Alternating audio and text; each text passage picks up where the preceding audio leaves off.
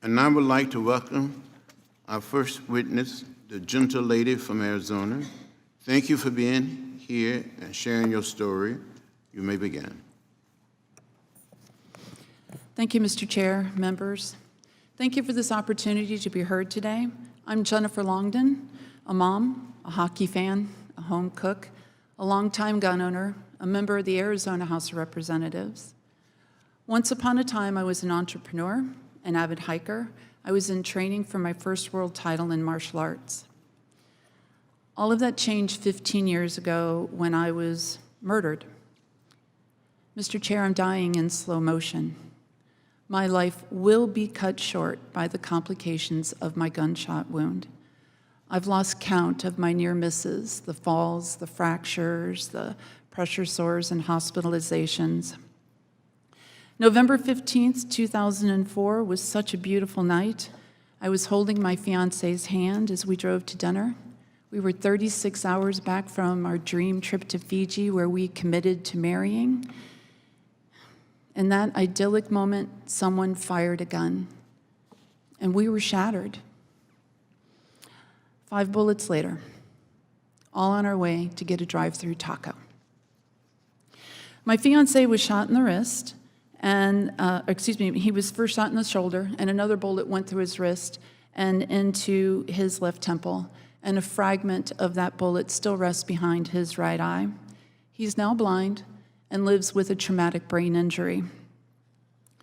I was hit in the back by the last bullet fired and paralyzed at mid-chest. My first surgery was done without anesthesia because I'd lost too much blood to risk sedation. My then 12-year-old son was ripped from his warm bed in the middle of the night to say goodbye and comfort his dying mother. We weren't in a bad neighborhood or buying drugs. It wasn't road rage. We were simply two of the roughly 262 people who were shot in the U.S. on any given day, and that daily average has only grown over the years. I've struggled with what to tell you about gun violence. You have stacks of studies and reports in your offices, and those have not moved this body to action. Neither have the personal stories of hundreds of thousands of survivors that have been told in these halls. My family is paid so much more than neatly fits in any accounting ledger. So I come here humbly, Mr. Chair, to ask your help with some survivor math. What is the worth of my son's innocence and the loss of his active and able mother? What price will he pay for the rest of his life because when he needed me most, I was clawing for mere survival?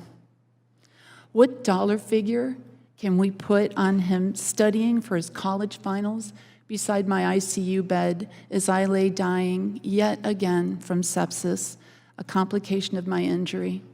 That child has dealt time and again with doctors preparing him for this one to be the time I just don't pull through.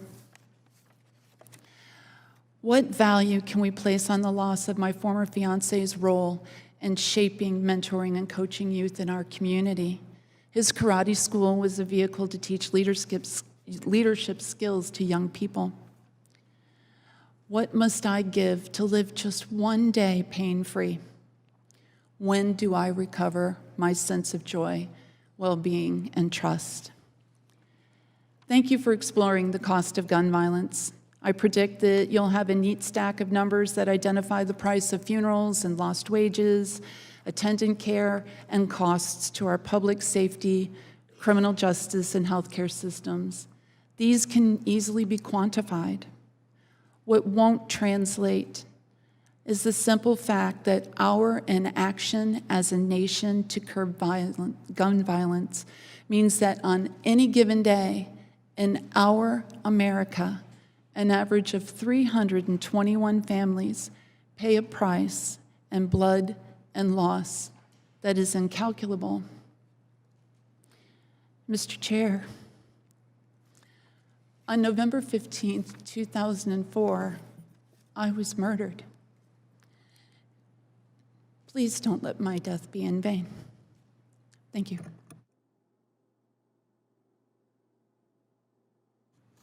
Thank you for your testimony.